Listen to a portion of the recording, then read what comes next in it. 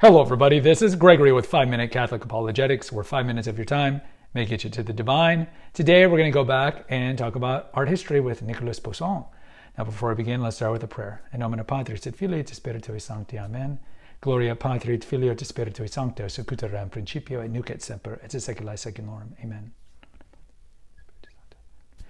All right, so I definitely recommend you check out previous episodes that we've done on El Greco and Caravaggio, for example, and later episodes if you're watching this sometime in the future. Nicolas Poussin. So he was from 1594 to 1665. He is, I guess you would say, French Baroque. And we did an episode of Caravaggio. He's kind of the godfather of Baroque. And I didn't really know much about Poussin when I went to the Louvre the first time, and that must have been in 1995, showing my age. I was 21. And I remember it's like, gosh, there's a lot of this Poussin guy. Who's this guy? I didn't know.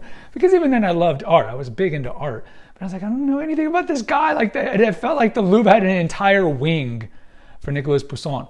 But I thought it was important to do an early episode on him because he did a lot of paintings on religious topics. And like a lot of people at his time, he did a lot of mythology and a lot of religious art. I mean, certainly he wasn't the only one who did it.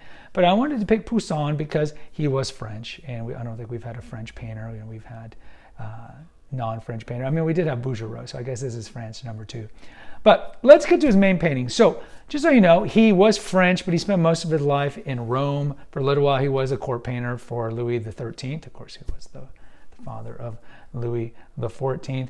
And but most of his time was spent in Rome. So certainly he was exposed to Caravaggio at the time, who by the time he was in Rome, was certainly dead. So his religious works, okay, The Massacre of the Innocents. It's beautiful.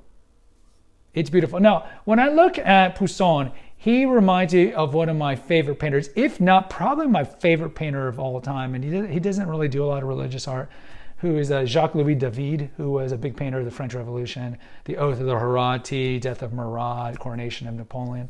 And so when I look at Poussin, I see a lot of David. You see a lot of the kind of the neoclassical painters really harken back to Poussin, because even though you might not know Poussin was very kind of formative and influential for French painters later on.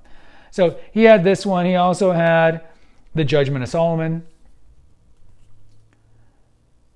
But he's most famous for doing the seven sacraments. So he has paintings on the 7 sacraments. So we're going to look at these in no particular order here. So you got baptism, ordination, confirmation, penance, which is probably my favorite. I just like how they're all kind of around at the table and they all look like they're penitent. They look like they're kind of sad. It's beautiful. Then the Eucharist. I love the Eucharist. It's not my favorite. Penance is my favorite. But what I love about the Eucharist is it's historically accurate. So in the Middle East, they would eat lying kind of recumbent, lying reclined on pillows on their sides. That's how they would do it. And they would only use one hand because the other hand was used for wiping the you-know-what. But I like the accuracy of Eucharist. It's great. And you can see Judas walking out on the left. It's just beautiful. Then you got marriage.